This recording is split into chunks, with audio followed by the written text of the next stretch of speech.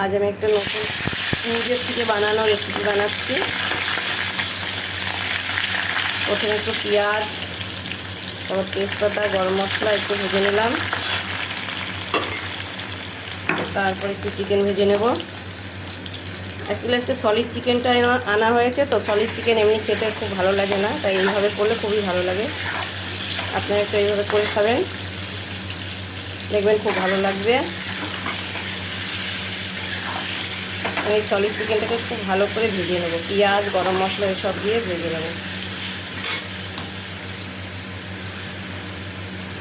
এটা আমি নিজের থেকে বানাচ্ছি, একটা নতুন রেসিপি। দেখি, আমি নিজেও করছি প্রথমবার, আর আপনাদের মাঝেও শেয়ার করছি।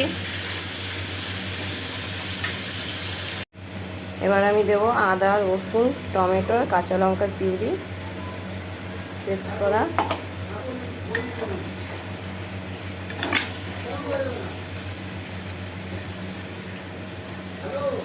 প্রথমে মাংসটাকে খুব ভালো করে একটু ভেজে নিলাম।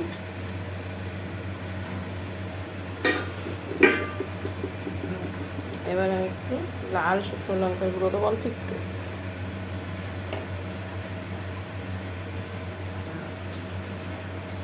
হালকা একটু চিলি সস দেবো, অল্প একটু, ওই 1-1.5 চামচ একটু। এবার আমি একটু দিচ্ছি টমেটো পিউরি। অনেকেই মনে মনে ভাবতে পারে যে চিলি চিকেনের মতো হচ্ছে, না, এটা চিলি চিকেন না। অ্যাকচুয়ালি আমার বরকে বাজারে পাঠালে ওর সলিড মাংসই আনবে, আর সলিড মাংস আমাদের একদম খেতে ইচ্ছে করে না, ভালো লাগে না। সেই কারণে বরমশাইয়ের পছন্দ যে একটু অন্যরকম করে সলিড মাংসটাকে করো, তাই ভাবছি নিজের থেকে একটু করে দেখি কেমন লাগে। এর মধ্যে আমি একটু দিলাম গন্ধরাজ লেবুর উপরে সবুজ অংশটা, তারপরে দিয়েছি একটু গন্ধরাজ লেবুর পাতা, আর দিচ্ছি স্লাইস করা গন্ধরাজ লেবু, আর একটু গোলমরিচের গুঁড়ো আগের থেকেই আমি দিয়েছিলাম, তখন আমার ভিডিওটা অন ছিল না, আমি ভুলে গেছি।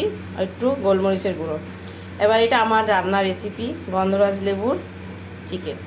আমি জানি না আপনারা কীরকমভাবে করেন, একটু এইভাবে করে খেয়ে দেখবেন, একদম সলিড চিকেন। সেই জন্য ভাবলাম কি করব, তাই নিজের থেকে একটু করলাম, নাম দিলাম গন্ধরাজ লেবু। এবার আপনারা একটু করে খেয়ে দেখবেন, আমাকে কমেন্ট করে জানাবেন কেমন হয়েছে। রাখছি, বাই।